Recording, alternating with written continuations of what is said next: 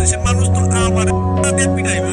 ওই সাত ভাই আমার তেমন কোনো ইচ্ছা নাই, আমার একটা ইচ্ছা আপনারা এই এয়ারপোর্ট থেকে পার্কে যাবেন না, সোজা শাহবাগে পড়ে যাইবেন। আমরা ওইখানে বাঙালিরা একদম ঘিরে ধরে আপনাদের আধা ঘন্টা এবং মনের যত আবেগ আছে সব আপনাদের উপর ঝাড়তে চাই। ওই বাচ্চারা তোমাদের সবার খেলা দেখে আমি খুবই মুগ্ধ। তো আমাদের খেলা তো শেষ, এখন আমরা দেশে ফিরে যাবো। আমাদের মিশন ছিল যে আমরা পর্যটন সুপার 8 পর্যন্ত খেলবো, আমরা এতটুকুই খেলছি। তোমাদের বউ বাচ্চার জন্য সাবান, শ্যাম্পু, পাউডার এটা কি প্যাক করে নিছো তোমাদের ব্যাগে? যদি নিয়ে থাকো তাহলে তো খুব ভালো কাম করছো। আমাদের টার্গেট সবসময় বিদেশি পাউডার, নট ক্রিকেট।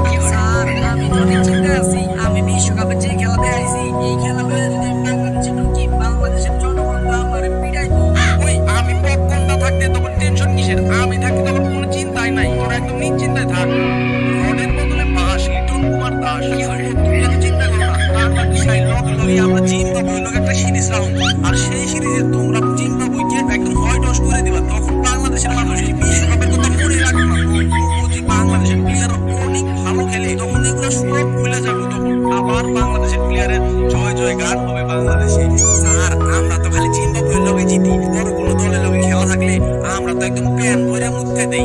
ওই মিয়া মিরাজ তুমি কিন্তু কথা বেশি গো, এই কথা বেশি বলতে আই তোমার কিন্তু বিশ্বকাপে দলে নেওয়া হয় নাই। ভাই আপনারা আমারে ভুল বুঝতেছেন, যেটা সত্যি আমি তো এইটাই কইলাম। বড় বড় দলের লগে খেলা হলে আমরা তো সবাই আগেই প্যান খুলে বাইতে বলাই। সোনার ছেলেরা তোমরা কোনো চিন্তাই করো না, এইবার দেশে গিয়া আমি তোমাদের একদম উন্নত মানের কোচিং করাবো। যে কোচিং এ অধ্যয়ন করে তোমরা একদম উন্নত মানের খেলোয়াড় হয়ে যাবা, আর তোমরা পুরো পাগ হয়ে যাবা। পাগ এরপর থেকে তোমরা শুধু পাগের মতো পারফরমেন্স করবা। তার আমাদের দেশে চলো, আমার বউ বাচ্চার জন্য আবার সাবান শ্যাম্পু নিয়ে যাবে।